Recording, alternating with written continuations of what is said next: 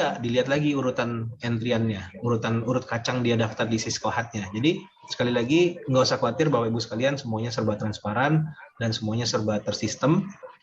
Memang ada sebuah kendala seperti ini. Ketika daftar misalnya suami istri, bapaknya dapat nomor urut 1, 2, 3, ibunya dapat nomor urut istrinya ya maksud saya, dapat nomor urut 5, 6, 7, kan udah terpaut hampir 400 kuota ya. Dan ternyata yang masuk hanya bapaknya. Bagaimana dengan ibunya? Dengan istrinya? Nah, istrinya bisa ikut dengan catatan ada kuota yang tidak terpenuhi, yang tadi saya sebut. Dari 8 ribuan sisa 100. Ibunya bisa ikut di situ dengan catatan lagi dia masuk ke urut kacang berikutnya. Kalau dua kondisi tersebut tidak terpenuhi, maka otomatis dua-duanya salah satunya nggak bisa berangkat, yaitu yang terakhir yang nggak bisa berangkat. Kemudian perolehan jamaah untuk tahun ini Tibitur Spetitur Sina Buana berdasarkan list yang sudah kami kirim mendapatkan kurang lebih 55 jamaah ya yang diverifikasi untuk berangkat. Jadi masih belum resmi dikatakan berangkat Bapak Ibu sekalian ya. Diverifikasi untuk berangkat. Siap nggak Bapak Ibu berangkat dengan kondisi A, B, C, D dan seterusnya. Dan bagaimana dengan Bapak Ibu yang kemudian nanti ternyata tidak terpanggil untuk berangkat, otomatis secara pasti akan masuk di keberangkatan tahun berikutnya, yaitu di tahun 2023. Dan saudara-saudara kita yang tertunda keberangkatan di 2021, otomatis akan mundur lagi ke 2024 dan seterusnya. Bapak Ibu sekalian, sedikit kami bahas tentang vaksin COVID. Vaksin COVID sekarang menjadi syarat wajib haji 2 dosis kecuali Johnson & Johnson. Bapak Ibu yang berhasil mendapatkan vaksinasi Johnson & Johnson, maka 1 dosis itu sudah sama dengan 2 dosis. Dan yang resmi adalah dosis terakhirnya atau dosis keduanya paling lambat 14 hari sebelum tanggal keberangkatan. Sudah divaksin. Artinya kalau kita berangkat tanggal 4 Juli, jangan sampai Bapak Ibu suntiknya tanggal 1 Juli, itu nggak bisa berangkat. Jadi harus ditarik 14 hari ke belakang. Kemudian terkait dengan alokasi, ya kita ngikuti sistem yang disampaikan pemerintah ya untuk alokasinya. Tapi sekali lagi dari rapat tadi pagi dengan Kemenak dikatakan bahwa jamaah haji akan dapat alokasi khusus. Termasuk tadi yang misalnya yang pernah COVID, kemudian yang dosis 3-nya sudah lebih dari 6 bulan dan seterusnya, tapi tetap nanti kami akan carikan jawabannya. Dan juga mungkin ini penting juga buat Bapak dan Ibu terkait dengan fatwa MUI. Silakan dengan keyakinan masing-masing bahwa hanya merek AstraZeneca saja, hanya merek Sinovac saja yang dianggap yang sudah keluar fatwa halalnya ya, di luar itu belum ada. Bapak Ibu sekalian, ini adalah gambaran program di tahun lalu ya. Jadi keberangkatan jamaah haji itu terbagi dalam 3 gelombang. Kami sebut dengan gelombang awal, gelombang tengah, dan gelombang akhir. Gelombang awal biasanya berangkatnya tuh di bulan Zulqodah, kemudian gelombang tengahnya di pertengahan atau di akhir bulan Zulqodah, dan akhirnya di gelombang akhir berangkat di awal Zulhijjah. TIBI akan mengambil keberangkatan di akhir Zulhijjah, yaitu di program akhir. Tadi dengan asumsi karena kita butuh persiapan untuk menyiapkan fasilitas-fasilitas haji bagi Bapak Ibu sekalian. Kemudian, nah ini pertanyaan besarnya, cukup nggak sih 40 hari persiapan? Kita tinggal punya waktu hanya 40 hari saja Bapak Ibu sekalian ya. Berdasarkan pengalaman kami, alhamdulillah TIBI sudah menyelenggarakan haji sejak 96, ini sudah 20 tahun sekian. Kami sudah berhitung, maka per hari ini masa kerja kami untuk menyiapkan segalanya hanya tinggal 40 hari. Cukup nggak sih? Insya Allah cukup Bapak Ibu sekalian. Dengan catatan, pemerintah juga cepat memberikan kepastian. Kita ini dapat kuota berapa? Kalau sudah memberikan kepastian, baru kita bisa memberikan, mempersiapkan semuanya jauh lebih baik. Akan ada satu titik di mana TIBI mengatakan nggak siap. Dan ini mohon maaf harus kami sampaikan dari awal. Kami berhitung, artinya ketika kami sudah berhitung, kemudian berhitungnya dari sisi waktu ya. Dari sisi waktu kita melihat nggak mungkin nih kita selenggarakan, kita akan sampaikan kepada Bapak Ibu sekalian, kita nggak mungkin. Kalau kita paksakan pun akhirnya pasti nggak akan baik. Dan apa yang harus kita siapkan? Maka satu yang kami himbau kepada Bapak Ibu sekalian, terlepas dari nanti berangkat atau tidak berangkat, mohon disiapkan sertifikat COVID-19-nya. Nanti setelah ini rekan-rekan kami dari TIBI akan menghubungi satu persatu. Bapak Ibu akan diminta beberapa dokumen. Satu, dokumen COVID-19-nya, sertifikatnya dosis 1, dosis 2, yang sudah dosis 3, silahkan dikasih dosis 3-nya, bahkan mungkin udah 4 kali, silahkan dikasih 4-nya. Kemudian kami akan juga minta paspor masing-masing untuk kami data siapa yang perlu untuk segera memperpanjang paspornya. Karena paspor juga ada masa kadaluarsanya. Kalau kita berangkat bulan Juli, tanggal 4, maka ditarik 6 bulan. Maka masa berlaku dari paspor Bapak dan Ibu adalah Juli plus 6 bulan. Agustus, September, Oktober, November, Desember, Januari. Berarti setidaknya masa berlaku paspor Bapak Ibu harus di Januari 2023. Kalau masa berlakunya kurang dari Januari 2023, maka kami akan bantu untuk lakukan perpanjangan paspor. Dan ketiga, tentunya kita juga akan segera melakukan vaksinasi meningitis. Nanti kami data juga bagi yang sudah punya, silahkan dikasih ke kami karena vaksinasi meningitis ini masa berlakunya 2 tahun, Bapak Ibu sekalian. Nah, 2 tahun ini kalau masih berlaku kita nggak perlu lakukan lagi, tapi kalau belum nanti kita akan lakukan secara kolektif. Nanti TIBI yang atur semuanya, Bapak Ibu akan dilakukan vaksinasi meningitis dalam rencana kami setelah Idul Fitri.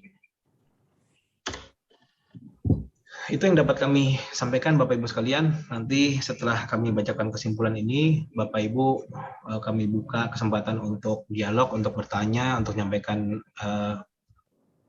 saran, mungkin masukan dan lain sebagainya. Kesimpulannya satu adalah bahwa Indonesia dipastikan sudah akan mendapatkan kuota haji untuk keberangkatan di tahun ini 2022 Masehi atau 1443 Hijriah, namun belum ada petunjuk teknis, belum ada taklimatul hajnya ya. Taklimatul haj termasuk di dalamnya adalah jumlah kuota. Kemudian kami menyimpulkan bahwa akan menggunakan program akhir karena itu yang paling ideal dalam kondisi seperti ini. Nah, ini juga penting di poin ketiganya, ada kemungkinan kami tidak melaksanakan program Arba'in untuk keberangkatan haji tahun ini, jadi kami akan melaksanakan program non-Arba'in. Karena ini nanti menyangkut kepada kenaikan-kenaikan biaya, supaya nanti kenaikannya tidak terlalu signifikan, maka kami akan potong jumlah harinya. Kemudian, Tibiters juga akan menyelenggarakan satu jenis program saja.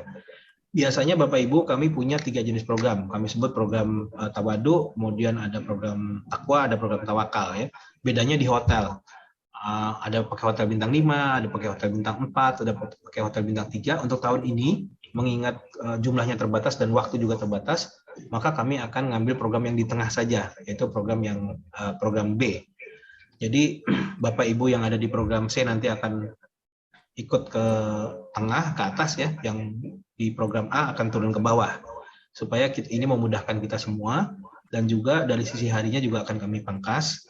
Nanti kami akan share di grup tentang jadwal, tentang biaya dan lain sebagainya, dan bisa jadi juga akan ada pembatasan durasi masa tinggal di Arab Saudi. Desas-desus yang kami dengar katanya nggak boleh lebih dari 15 hari.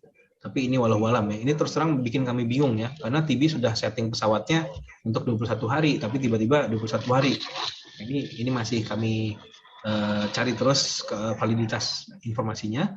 Dan sudah dipastikan akan terjadi kenaikan biaya.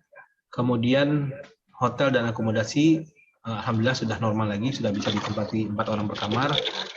Transportasi lokal bis di Saudi juga sudah bisa 100%. Dan tadi berkali-kali kami highlight bahwa ada kewajiban Bapak Ibu untuk melakukan vaksinasi COVID-19 2 dosis ya. Di sini kami sebut plus 1. Kemudian juga ada kewajiban untuk melakukan vaksinasi meningitis, meningokokus. Dan di Saudi nantinya tetap akan ada penerapan prokes, walaupun sudah longgar tapi tetap ada, dan itu juga ada dendanya. Contoh misalnya Bapak Ibu ada kewajiban untuk pakai masker. Kalau nggak pakai masker di sana didenda beneran Bapak Ibu sekalian. Dan juga yang terjadi di umroh adalah pembatasan akses masuk ke masjid. Kalau dulu kita keluar masuk masjid itu bebas ya, kalau di masa umroh masa pandemi ini bisa jadi nanti akan sama ketika di haji juga akan ada pembatasan, termasuk juga pelaksanaan ibadahnya hanya akan pada yang rukun-rukunnya saja. Dan untuk bandara keberangkatan TB berangkatnya dari Suta, dari Soekarno-Hatta, Bapak Ibu sekalian, yang di luar Jakarta nanti bisa koordinasi dengan kami untuk menyiapkan tiket keberangkatan menuju Jakartanya. Dan sampai dengan hari ini masih belum diizinkan membawa air zam-zam, namun nggak usah khawatir, itu bagian dari fasilitas akan disiapkan oleh Debitur buat Bapak Ibu sekalian. Terakhir adalah segala risiko akibat penerapan protokol COVID adalah menjadi tanggung jawab Bapak dan Ibu sekalian. Demikian yang dapat kami sampaikan. Kita masih punya waktu sedikit untuk diskusi, untuk tanya jawab. Kami persilahkan Bapak Ibu sekalian. Pak Samsu Udaya. Pak Samsu sudah raise hand nih. Silakan Pak Samsu.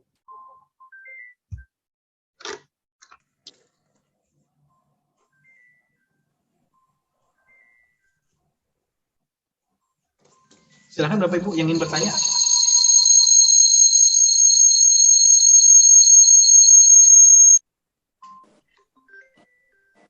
Assalamualaikum Pak. Waalaikumsalam warahmatullahi wabarakatuh. Mohon info ini Pak. Tadi kan saya baca kenaikan biaya 30-40%. Itu dari angka berapa Pak? Dari angka paket Pak. Padahal sudah dikurangi banyak hal ya Pak ya. Waktunya dikurangi, acara agenda dikurangi itu. Masih naik segitu ya Pak? Masih naik segitu Pak.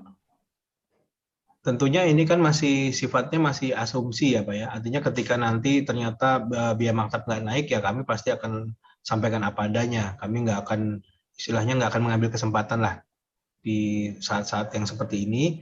Kami akan transparan. Nanti kan semua biaya maktab dan sebagainya bisa kita buktikan kepada jamaah. Dulu sekian, sekarang sekian. Kurang lebih begitu Pak. Baik Pak, makasih Pak. Oke, sami-sami. Pak, maaf Pak, tanya lagi Pak. Ya Bu Nindaul. Itu tadi aku kan dengar yang misalkan 50% urut kacang lagi 1, 2, 3, 4, 5, 6. Saya pengen tahu aja nih Pak. Ya. Yang tahun kemarin tuh sampai nomor porsi berapa ya Pak? Nah terus kan jadi istilahnya kita nih bisa urut-urut nih. Tadi kan kita udah punya nomor nih Pak, kan yang Bapak share di grup tuh. Kalau misalkan nomor kita 778 sekian, oh ya udahlah kita berarti nggak masuk gitu loh Pak. Maksudnya dengan asumsi 50%, jadi ya kita mohon di-share aja gitu Pak, diinfoin yang tahun kemarin tuh sampai nomor berapa gitu. Baik. Sampai sekarang jadi 50%, anggap 8.000 orang ya, jadi kita bisa asumsi lah, tambahin aja 8.000 gitu Pak. Iya, baik Bu, sayangnya saya belum bisa jawab Bu, karena yang bisa jawab itu pemerintah. Justru kita lagi nunggu itu. Dengan ada kepastian itu kan TB jadi persiapannya akan jauh lebih baik ya. Misalnya sekarang kita dapat list 55, kemudian pemerintah bilang, oh ternyata nomor sekian sampai nomor sekian, akhirnya menjadi 41 misalnya jadi berangkatnya, atau malah bertambah menjadi 75 misalnya. Kepastian itu yang sangat kami tunggu Bapak Ibu sekalian. Dan saya belum bisa jawab sekarang. Oh gitu. Ya. Pak maaf, lagi tanya lagi. Terus kalau misalkan ya Pak, seburuk-buruknya, kan tadi kan PCR itu 72 jam atau 3 hari ya. Nah terus kalau misalkan ada, ya udah nauzubillah sih, ada yang ternyata pas hari keempat sebelum keberangkatan dia positif gitu. Nah itu berarti benar-benar gagal total, biayanya bagaimana, dikembalikan atau enggak. Terus kayak gitu, seandainya kalau di Arab Saudi jamaah terpapar, nah itu bagaimana tuh Pak itunya Pak, penanganannya? Baik. Saya jawab yang pertama dulu ya. Tadi di akhir kesimpulan yang paling akhir kami highlight warna merah dia bahwa segala resiko yang terjadi akibat COVID ini menjadi tanggung jawab masing-masing jemaah. Termasuk itu, ketika nauzubillah Bapak Ibu di hari H ternyata malah terpapar COVID dan dinyatakan nggak berangkat, maka semuanya hangus. Bagaimana dengan kalau terpaparnya di Saudi Arabia? Kalau terpaparnya di Saudi Arabia, maka sudah ada asuransi yang menanggung itu, nggak usah khawatir Bapak Ibu sekalian ya. Asuransinya itu berlakunya selama 14 hari penanganan. Jadi nanti Bapak Ibu akan, jangan sampai kepake lah ya, tapi ini cerita, kalau seandainya nanti ternyata terpapar COVID di Saudi, dia akan dipisahkan ke, kalau di kita tempat karantina lah ya. Kemudian dirawat selama 14 hari, setelah itu udah bergabung lagi dengan kami. Itu yang terjadi juga di umroh, di grup-grup umroh yang TB sudah berangkatkan kemarin. Bagi yang terpapar, karena masa umroh kan pendek, cuman 9-10 hari, maka dia nanti pulangnya nggak sama rombongan, dia pulangnya belakangan. Karena dia harus dikarantin dulu, kemudian setelah karantin, dia kemudian melaksanakan wajib-wajibnya, dia harus umroh dan lain sebagainya, kemudian ziarah ke Rasulullah, ke Madinah, baru dia dipulangkan. Sedangkan grupnya udah pulang. Kalau haji perkiraan kami sih kan panjang waktunya, insya Allah sih akan sama. Cuman jangan sampai kenanya justru menjelang wukuf. Nah ini yang saya masih ngeri-ngeri jawabnya ya. Kalau Bapak Ibu kenanya di saat wukuf, berarti nggak bisa wukuf, ya hajinya nggak sah. Itu gambarannya umum yang bisa saya berikan. Mudah-mudahan menjelaskan ya Bu ya. Pak. Ada lagi? Mungkin saran aja kali Pak, kalau misalkan ada yang terpapar gitu, wukufnya dibarengin aja sama yang terpapar, tapi misah gitu kan Pak. Kasihan ya, juga kan. Masalahnya COVID itu apa ya, penyakitnya ya, apalagi COVID yang sekarang sebenarnya kan kayak batuk flu gitu ya Pak ya. Seharusnya dengan sesama yang terpapar juga dia sebenarnya masih aman, mungkin agak ada tendanya sedikit gitu, kemana, ke arah mana gitu kan. Ya. Masih melaksanakan ibadahnya. Di Saudi gitu. Sendiri ada mekanisme yang namanya wukuf safari, Bu. Jadi wukuf safari itu buat semua orang yang lagi sakit, yang sekarat, yang pokoknya di hari wukuf itu pasti dia akan dibawa dengan ambulan, walaupun hanya sekedar sebentar aja dimasuk ke Padang Arafah di 9 Zulhijjah. Jadi itu namanya wukuf safari ya. Tapi wukuf safari itu kan dilakukan untuk orang yang penyakitnya nggak menular. Nah, kalau yang menular itu terus terang belum punya jawabannya saya, Bu. Apakah nanti dia tetap akan ada wukuf safari secara khusus gitu ya? Misalnya ambulannya memang ambulan COVID lah, semuanya dibarengin ke sana. Tapi mekanisme itu ada. Di Saudi ada. Oh, ada. Dan TB sudah pernah beberapa jamaahnya yang karena sakit di sana, kemudian sebelum haji, akhirnya dia diwukuf safarikan. Pernah terjadi seperti itu. Jadi hajinya tetap sah. Baik Pak, ya semoga sih sehat-sehat aja Pak. Baik. Terima kasih jawabannya. Ya sama-sama Pak. Syekh Ali tadi sudah raise hand, silakan Pak Syekh Ali. Assalamualaikum warahmatullahi wabarakatuh. Cuma mau masihin aja tadi Pak pemahamannya mengenai keberangkatan, berarti kita tetap berusaha untuk di bagian akhir ya, berarti kemungkinannya di awal Juli andai kata kita berangkat. Di Juli tanggal 4 insya Allah. Di Juli tanggal 4 perkiraannya kita ya. Blocking pesawat kami di tanggal itu. Betul. Terus yang kedua Pak, follow up tadi waktu kemarin kan Bapak bilang bahwa kita menunggu sampai dengan tanggal 27 April ya Pak. Ya. Apakah berarti juga mungkin nanti setelah tanggal 27 April akan ada lagi update mengenai hal tersebut, ataukah itu sudah akan jelas bahwa pemerintah pasti akan mengeluarkan nomor yang berangkat di tanggal 27 Juli, setelah 27 Juli itu Pak? 27 April, sorry. 27 April ya. Terus terang Bapak Ibu sekalian, itu masih harapan TB ya, artinya pemerintah kita sudah desak dengan berbagai jalur, lewat asosiasi, lewat berbagai macam lah ya. Artinya pemerintah intinya harus cepat ngambil keputusan soal kuota ini. Walaupun kita tahu juga jawabannya, pemerintah bilang ya kita gimana katanya Saudi, kalau Saudinya nggak ngasih-ngasih juga, dia mau ngomong apa dengan kita ya. Jadi memang polemik banget. Tapi harapan kami harusnya kenapa pemerintah berani memberikan tenggang waktu sampai tanggal 26 untuk verifikasi, harusnya dia 27 sudah memberikan verifikasi final. Harapannya seperti itu. Nanti apapun yang terjadi kami update terus di grup. Misalnya ternyata mundur lagi, kami akan update terus. Tapi sekali lagi kita punya waktu untuk persiapan sampai 31 Mei. Jadi masih lumayan panjang sebetulnya. Baik Pak, satu pertanyaan terakhir aja Pak, pembimbing hajinya apakah masih akan tetap Habib Ahmad atau? Insya Allah kami ada sekitar 2 minggu lalu sudah sowan ke beliau, sudah menyampaikan juga apabila ternyata haji ini diselenggarakan, pada saat itu belum ada pengumuman ya. Kami tanya kesediaan beliau untuk dampingi, alhamdulillah beliau siap dampingi kita semua. Baik Pak, alhamdulillah Pak, terima kasih jawabannya Pak. Sama-sama. Pak Ibu Dina, silakan Bu Dina. Baik, terima kasih Pak. Assalamualaikum. Terkait kesehatan tadi, kalau yang permanen saya mengerti ya, tapi kalau yang akut itu kurang mengerti ya. Misalnya kalau dia hipertensi tapi terkontrol, terus penyakit gastrointestinal itu penyakit gastrointestinal seperti apa? Itu seperti gimana ya Pak? Kan hipertensi banyak yang terkontrol, diabetes banyak yang terkontrol tuh emang nggak boleh berangkat juga gitu. Oke. Sebetulnya bukan nggak boleh berangkat, Bu, tapi dia masuk kategori resti nantinya. Nah, kategori resti itu dia jadi nanti Bapak dan Ibu masing-masing akan dapat buku kesehatan, namanya buku kesehatan haji. Nah, di situ nanti ditulis tuh. Kalau resti biasanya di depan dikasih stiker tuh resti gitu ya. Sehingga nanti kan kami juga bawa dokter rombongan. Nah, dokter rombongan biasanya punya perhatian khusus untuk Bapak Ibu yang dalam rombongan masuk kategori resti. Sebenarnya tujuannya ke sana, bukan tidak boleh berangkat. Baik, makasih. Sama-sama. Saya yakin di rombongan kita pasti ada nakes ya, ada dokter mungkin, ada tenaga kesehatan. Nanti kita bisa diskusi panjang lah soal ini ya dengan dokter kami. Bu Dina dokter ya? Iya Pak, tapi kebetulan dokter yang kecil-kecil, yang anak-anak. Oh, siap Bu. Tetap dokter juga Bu itu namanya. Silakan, ada pertanyaan lagi Pak Samsu, ingin bertanya lagi, silakan Pak.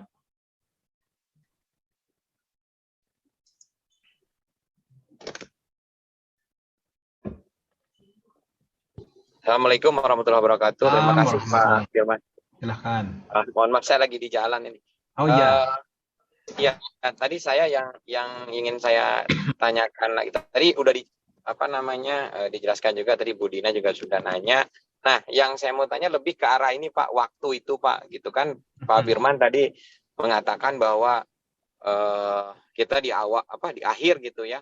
Ya. Kemudian yang wajib-wajibnya udah, yang sunahnya doang gitu. Nah, dulu kan mungkin ada arba'in dan lain sebagainya. Ya. Jadi nah saya mau tanya gitu, program jadi nanti selain itu apa yang setelah selesai itu apa yang akan banyak kita lakukan gitu. Sehingga maksud saya begini, arahnya mungkin kalau misalnya tadi saya nggak tahu ya, memang apakah karena kontraknya memang harus 21 hari atau apa. Ya, kalau misalnya memang itu hubungannya dengan waktu supaya lebih aman, lebih cepat gitu kan, bisa lebih cepat pulang, dan juga mungkin kan nanti kaitannya sama biaya juga yang tadi memang masih kita belum tahu nih seberapa banyak peningkatannya dari yang sudah kita lunasi di 2 tahun lalu kan gitu Pak. Ya. Walaupun yang tadi, nah terus kalau dulu kan jelas nih Pak Firman bisa menjelaskan hotelnya itu, hotelnya ini. Ya. Mungkin kalau kita yang pernah umroh, kita tahu nih kira-kira di sini nih tempatnya, sehingga jaraknya ke sini lebih enak, lebih nyaman, misalnya seperti itu kan. Tapi kalau ini kan jadi kelihatannya jadi masih nggak jelas semua gitu. Ya, betul Pak. Gitu. Itu sih Pak Firman. Jadi mungkin biar kita juga ini, atau memang apakah memang kalau selalu saya jadinya apakah kalau misalnya memang dari programnya memang dipersingkat gitu, misalnya jangan 21 hari ini kan pertanyaan gitu loh Pak. Kalau memang sudah diatur seperti itu ya gimana? Itu loh maksud saya Pak. Terima kasih Pak. Ya. Baik. Jadi izinkan kami berikan gambaran seperti ini ya. Kita mengambil program akhir, maka rencana keberangkatan adalah tanggal 4 Juli, 5 Zulhijjah itu ya. Kita sengaja pepetkan ke hajinya. Karena sebetulnya kan hajinya Bapak Ibu sekalian itu hanya berlangsung di tanggal 8, 9, 10, 11 itu udah cukup. 4 hari itu udah cukup. Betul. 8, 9, 10, 11 udah, hajinya udah sah tuh ya. Tapi kita tarik ke 5, kenapa? Karena Saudinya minta sebelum tanggal 5 sudah harus masuk Saudi. Kemudian kenapa nggak kita pulang aja misalnya 8, 9, 10, 11, 11, 12 kita pulang aja deh misalnya ya. Di Talimatul Hajj ada peraturannya lagi Pak. Penerbangan internasionalnya baru boleh 15 Zulhijjah. Nah, segalanya sudah kehitung tuh. 5, 6, 7, 8, 9, 10 sampai dengan 15 Zulhijjah kita pasti akan ada di Saudi. Lepas dari itu Bapak dan Ibu masih berada di Saudi atau tidak berada di Saudi, hajinya sudah sah, sudah selesai. Tapi kan ya sayang, kita lagi di sana, kenapa nggak nerusin ke Madinah? Kenapa nggak di Mekahnya kita perbanyak ibadah dulu? Nah, nanti TB akan merancang program. Di Mekahnya kita bikin misalnya sekitar 7 hari, kemudian di Madinahnya nanti 4 hari, baru setelah itu kita pulang. Lebih kepada pemendekan program ini sebetulnya lebih kepada biaya ya, karena betul seperti kata Bapak tadi, kami jangankan biayanya, hotel aja kami belum bisa ngomong sekarang kita mau pakai hotel apa, karena dari beberapa hotel yang TB biasa pakai untuk haji atau yang sudah kami janjikan ke Bapak dan Ibu sekalian, mereka nggak mau mengeluarkan kontrak karena mereka sendiri masih bingung untuk listing di e-Hajj-nya dan lain sebagainya. Sehingga sekarang TB berasumsinya ya kita nyiapkan fasilitas buat Bapak dan Ibu sekalian, yang penting jangan sampai visanya terhambat. Saya bisa misalnya ngambil hotel Hilton misalnya.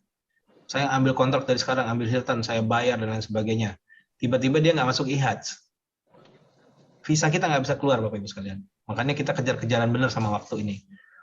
Nah, biasanya nanti kawan-kawan hotel tuh baru akan memberikan kontrak yang pasti, yang betul-betul udah masuk ke listing di e-Hajj tuh sekitar akhir Ramadan, atau mungkin setelah Ramadan tanggal 5 Syawal. Nah, itu baru kita bisa ngomong jelas tuh Pak. Oh, kita udah dapat hotelnya ini, programnya akan begini, kurang lebih begitu. Ini masih gambaran asumsi-asumsi. Kenapa programnya kami perpendek?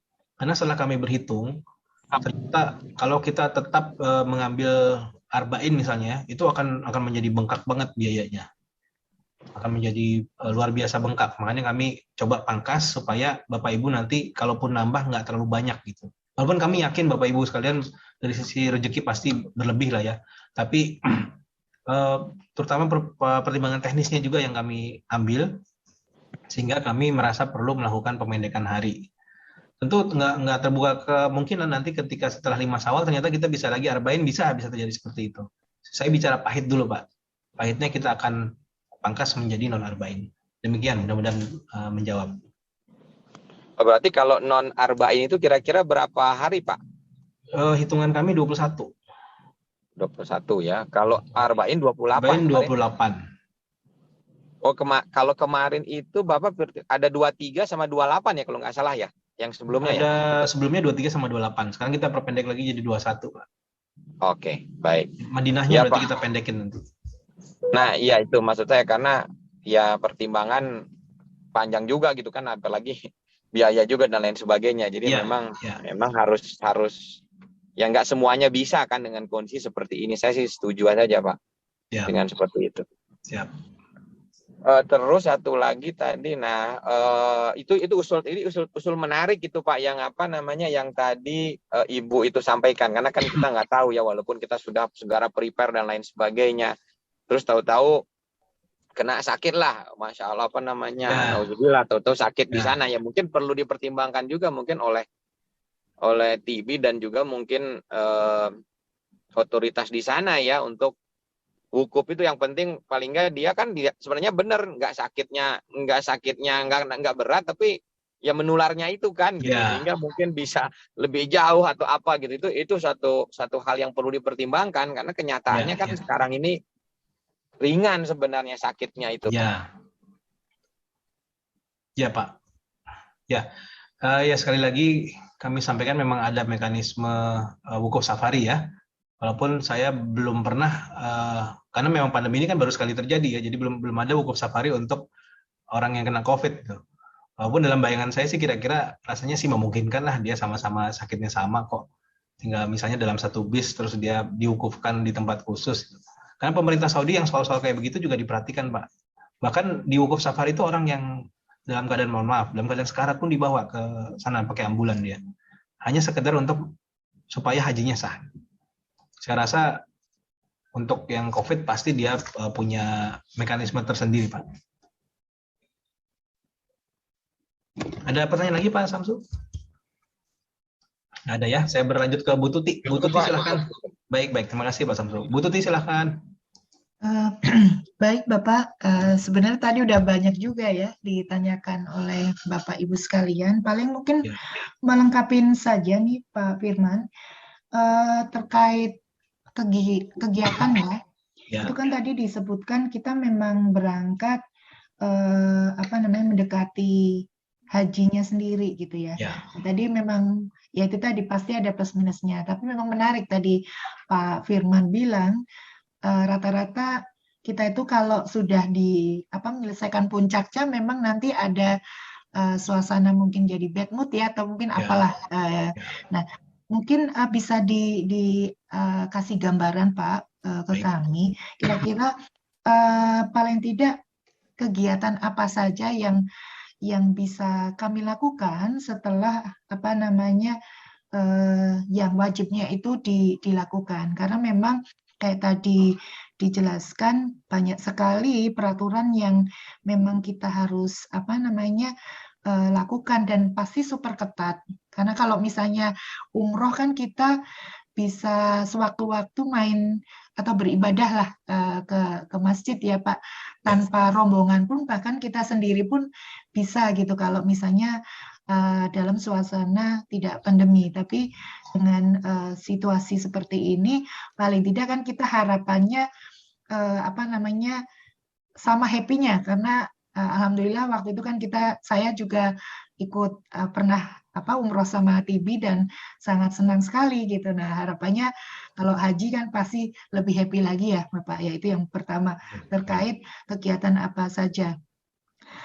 Sama halnya yang kegiatan itu mungkin porsi-porsinya kita di Makkah dan Madinah Pak. Tadi mungkin saya kurang jelas ketika tadi kan disampaikan bahwa mungkin masa tinggalnya kita minimal kalau misalnya dari informasi 15 hari di Makkah ya, seperti itu ya Pak. Tapi mohon dikoreksi kalau salah.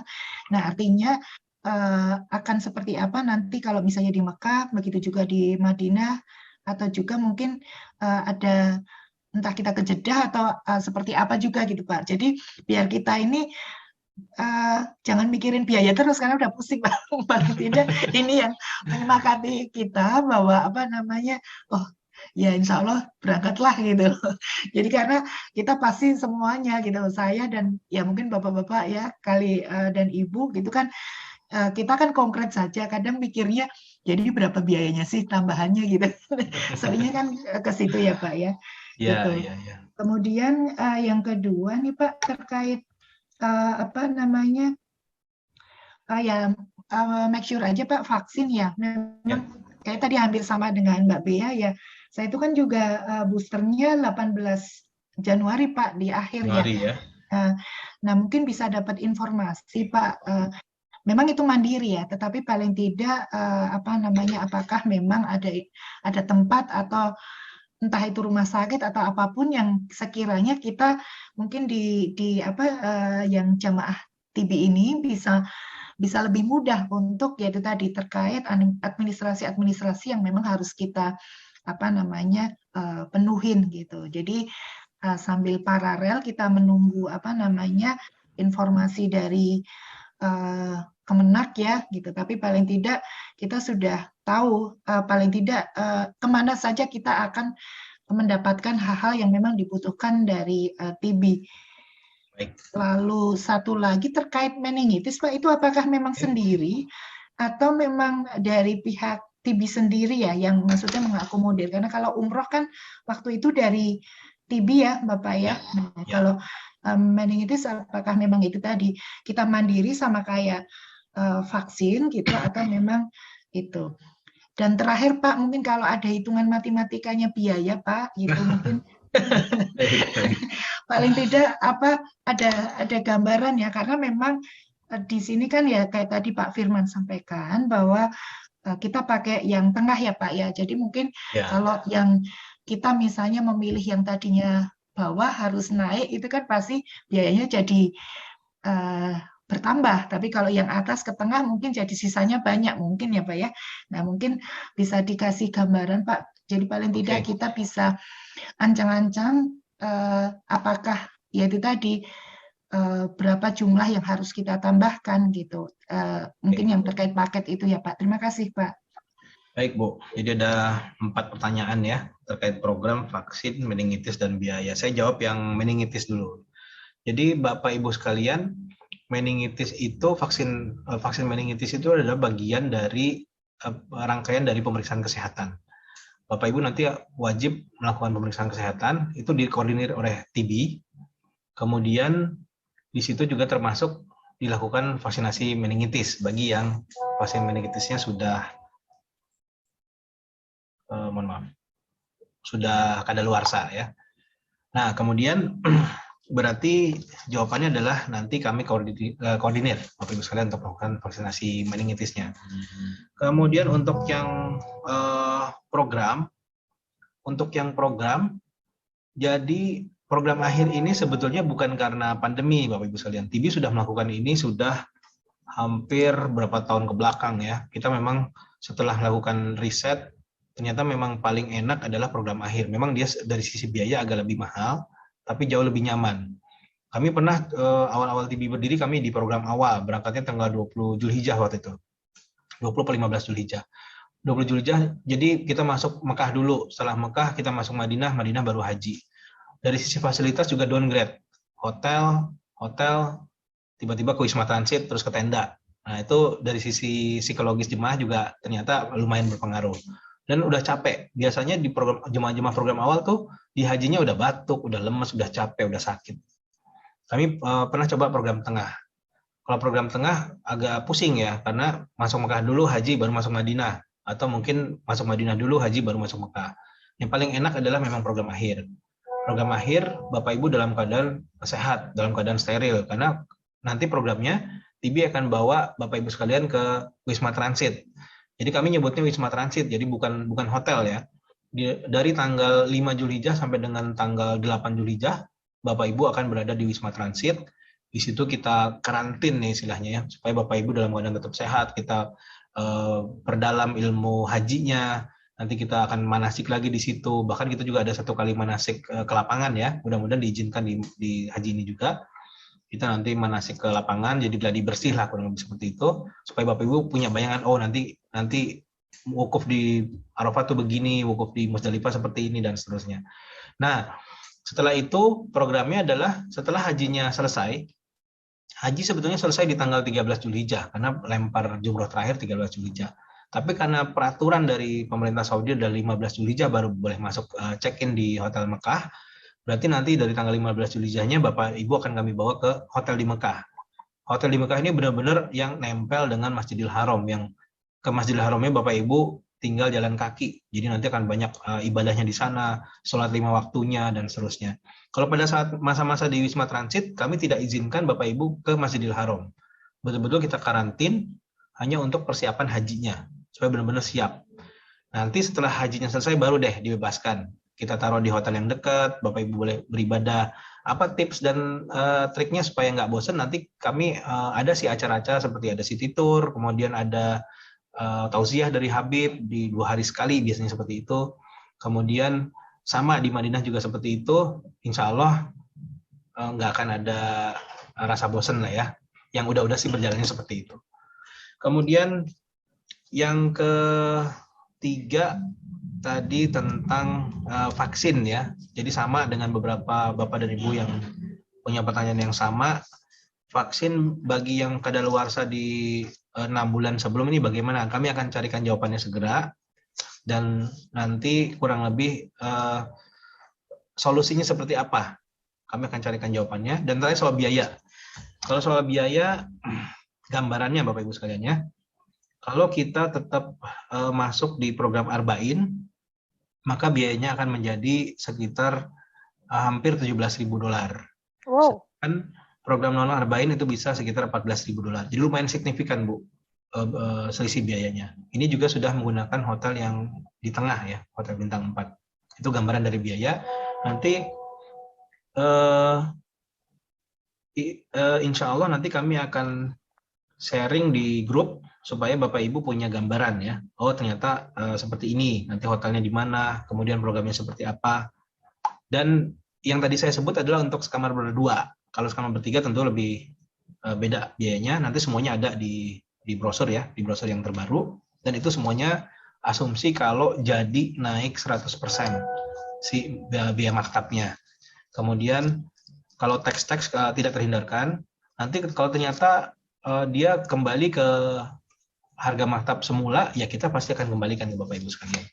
Tapi kita pastikan programnya hanya 1 dan hanya antara non Arba'in atau Arba'in.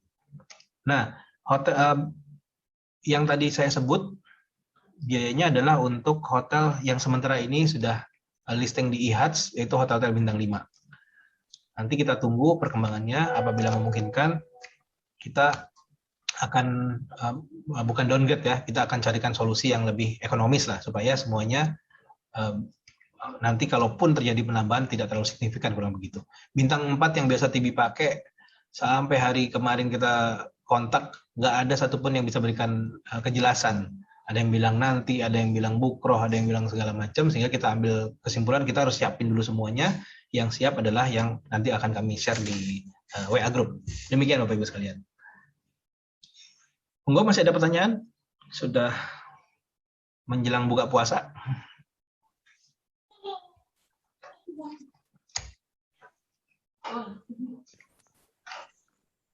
Pak Firman. Ya, Bu Bianita silakan. Pak, jadi waktu itu kan kami belum check up kesehatan. Itu nanti dikoordinir sama TB ya? Kalau check up-nya masing-masing, Bu.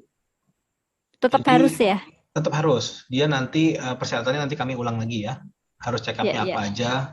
Ada EKG kalau saya nggak salah, ada EKG, darah lengkap dan lain sebagainya. Hasil check up-nya itu yang diserahkan pada saat pemeriksaan kesehatan. Sekalian nanti vaksin meningitis. Iya, iya. Ya. Baik, terima kasih Pak. Assalamualaikum. Assalamualaikum warahmatullahi wabarakatuh.